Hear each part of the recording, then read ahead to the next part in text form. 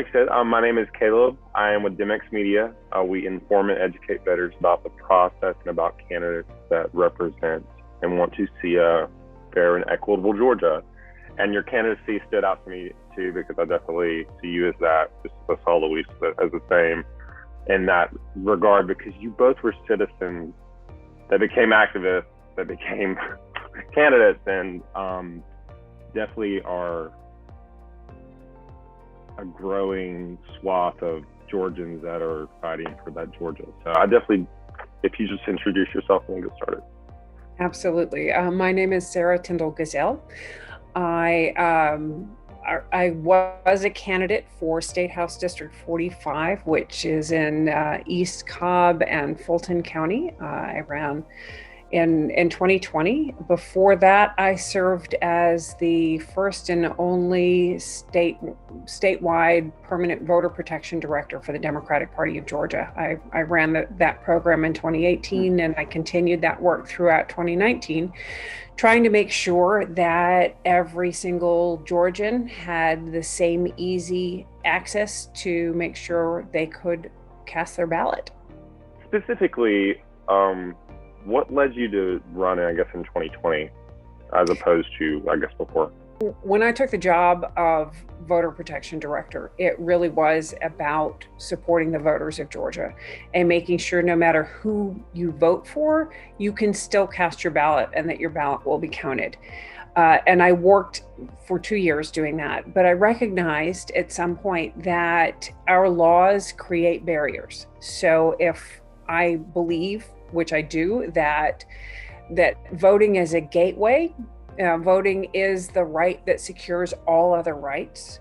And so if I want to promote our public schools, and I want to promote making sure that we have common sense gun safety laws on the books, and I want to make sure that everyone has access to affordable health care, we need to make sure that everyone can vote. And to do that, we need to change our laws. And 2020 was such a seminal year because we have redistricting coming up, and redistricting in a way that is fair and based on voters and their interests is not going to happen under a Republican majority. So it was the perfect time for me to try to get a foot in the door in the State House and make sure that Democrats have a seat at the table. How has District 45 changed, I guess, even since 2018 when Stacey ran? And what would you say are the takeaways that we could have moving forward? Well, we shifted that district more than any other challenged district in the state in 2020. It moved almost 5 points. It went from a 60-40 district to a 55-45 district, which really means that it is a competitive district. And what that means is the voters there, the families there are ready for change. They're ready to be represented by somebody who's very engaged, who will listen to them, who actively reaches out and engages with them, whether or not they come from the same position, will often end up at the same results when you take the time to have these conversations. The voters in the district are ready for somebody who wants to work hard for them and who's willing to listen to them. And that's really my biggest takeaway. What would you say in response to voters and activists about the bills that we're seeing go through the State House and the State Senate? Because that is, in addition to redistricting, it's just challenging. I mean, it's one of those things that we want to be able to change and continue the historic change that we've seen.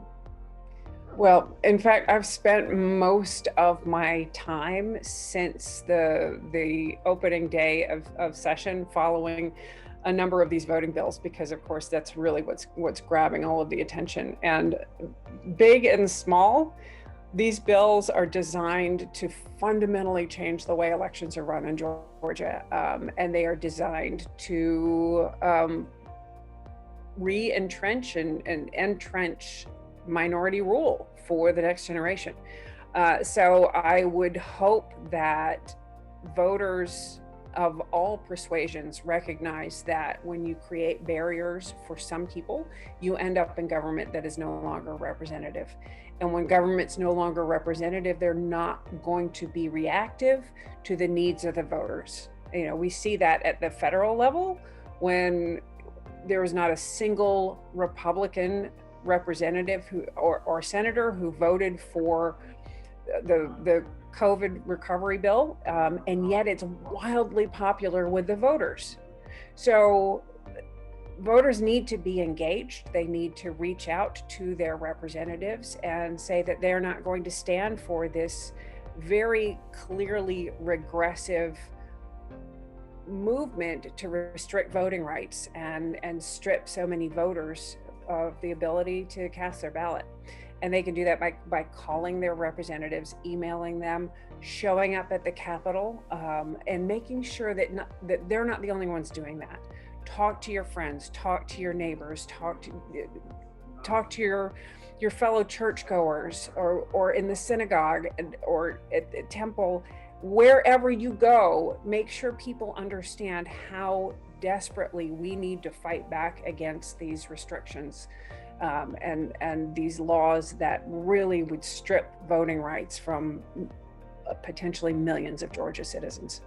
Democracy works when we fight for it. Well, I had one more fun question, and then I'll let you go. What is your favorite dessert? Okay. So I have to say it's going to depend on my mood. Yeah.